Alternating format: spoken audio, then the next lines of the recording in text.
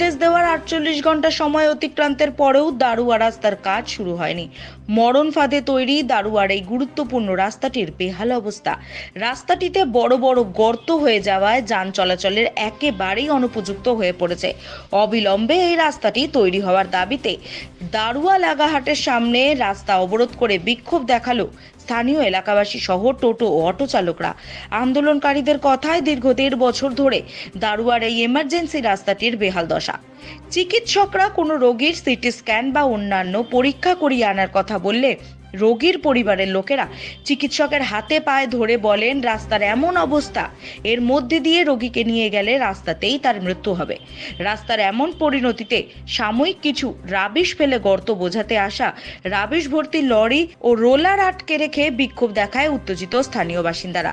তাদের কথায় প্রশাসন এসে সর্বসম্মুখে অবিলম্বে রাস্তা তৈরির আশ্বাস দিতে হবে। স্থানীয় মানুষজনেদের আরো অভিযোগ, গত 2 দিন আগে এক রোগীকে এই বেহাল রাস্তা দিয়ে হাসপাতালে নিয়ে যাওয়ার সময় রাস্তাতেই তার মৃত্যু হয়। দীর্ঘক্ষণ রাস্তা অবরোধ চললে রাস্তার দুদিকেই কয়েকশো যানবাহন অবরুদ্ধ হয়ে পড়ে। তবে এই অবরোধে অ্যাম্বুলেন্সের রোগীদের যাতায়াতের ব্যবস্থা করে দেন অবরোধকারীরা।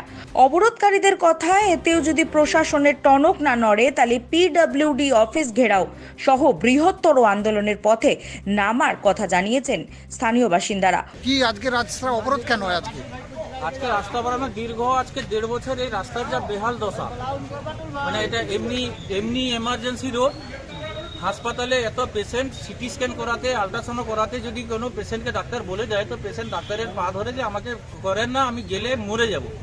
এত বেহাল অবস্থা। তো এর জন্য ধন্যবাদ জানাবো প্রথম পিডব্লিউডির যত অফিসার আছে যে উনাদের বাড়ি তো এখানে নয়, উনাদের মা বাবা ভাই বোন উনারা তো এই রাস্তা দিয়ে যাতায়াত করেন না। তা উনাদের বাড়ির কেউ যদি অসুস্থ হয় তাহলে এই রাস্তা দিয়ে যাতায়াত করেন না। যদি উনার বাড়ির কেউ আসতো তাহলে রাস্তাটা ঠিক হয়ে যেত। এদিকের গরিব মানুষ দারুয়া হাসপাতালে আছে, গরিব মানুষ উনি মানুষ মনে করেন না। আজকে দীর্ঘ 1.5 বছর এইভাবে রাস্তার বেহাল অবস্থা করে রেখেছেন, যার জন্য আজকে আমরা অবরোধ করছি যে পেশেন্টের জ্বালা যন্ত্রণা আমরা লোকাল বাসিন্দা হিসাবে দেখতে পাচ্ছি যে কি কষ্ট হচ্ছে, বা এখানকার মানুষ যে কাঁথি যাবে কি বেহাল অবস্থায় যায়। যারা ওই পিডব্লিউডির অফিসারকে বারবার বলবো যে এসে প্রথম দেখুক। এই কদিন আগে টোটো একটা পাল্টি হলো, কদিন আগে অটো, মানে ভালো পেশেন্ট ভালো লোক বাড়ি যাচ্ছে, এই রাস্তার এই অবস্থায় উল্টে কমর টমর ভেঙে নিয়ে বাড়ি ঢুকছে। তো উনারা কোনোদিন দেখতে পাচ্ছেন না, আর উনাদেরকে বারবার বলার পর এই করে দিব ওই করে দিব। উনাদের কন্ট্রাক্টরের সাথে কি সিস্টেম আছে আমরা জানি না, এসে একটু কাজ করবে, তালি মেরে দিবে, চলে যাবে। এটা দীর্ঘদিন আজকে 1.5 বছর কনস্ট্যান্ট চলছে, যার জন্য আজকে আর সব থেকে প্রথম আমাদের ধর্ম যার উৎসব সবার, আমাদের মমতা ব্যানার্জি বলেছিলেন, সিএম যিনি আছেন, তো উনার কথা মতো আমরা এই দুর্গাপূজা আছে, এই ষষ্ঠী মনে হয় 8 তারিখ বা 9 তারিখ থেকে ষষ্ঠী পড়বে, কিন্তু এদিকের যে মানুষ পুজোর আনন্দ উপভোগ করবে, যেহেতু আনন্দ কি করতে যাবে, পুজোতে যদি ঠাকুর দেখতে যায় তাহলে সে আবার অসুস্থ হয়ে হাসপাতালে অ্যাডমিশন হতে হবে। প্রায় 1 বছর আজকে এই রাস্তা বেহাল অবস্থা, এবং আজকে আমাদের এই এমার্জেন্সি হসপিটাল রোড, এখানে আমাদের মানে রুগী যাতায়াতের ক্ষেত্রে খুব অসুবিধা হচ্ছে।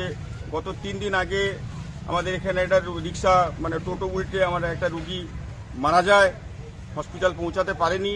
এইরকম অবস্থায় আমরা আজকে দাঁড়িয়েছি। তাই আমরা প্রশাসনকে জানিয়েছি এবং পিডব্লিউডিকে জানিয়েছি, কন্ট্রাক্টরকে জানিয়েছি, অথচ ওনারা কোনো রকম আমাদের আশ্বাস দিয়েও কোনো কাজ করেনি।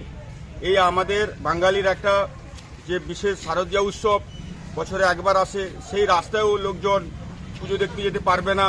আমাদের এই যে একটা মহতী যে একটা আমাদের শারদীয় উৎসব, এটাকেও আমরা কিন্তু পালন করতে পারবো না এই রাস্তার জন্য। এবং বিশেষ করে যেটা আজকে এমার্জেন্সি রোডে রুগীরা মানে যেতে পারছে না, টোটো উল্টে পড়ছে, এবং এই সব ব্যাপারে আজকে আমরা বাধ্য হয়ে আজকে এই অবরোধে আমরা সামিল হয়েছি। আর যতক্ষণ না প্রশাসন আমাদেরকে এই ব্যাপারে আশ্বাস দেবেন ততক্ষণ আমাদের এই মানে আন্দোলন চলবে এবং আমাদের এই অবস্থান আমাদের চলতে থাকবে। শারদীয়া দুর্গোৎসবে কোনো ধরনের নিরাপত্তা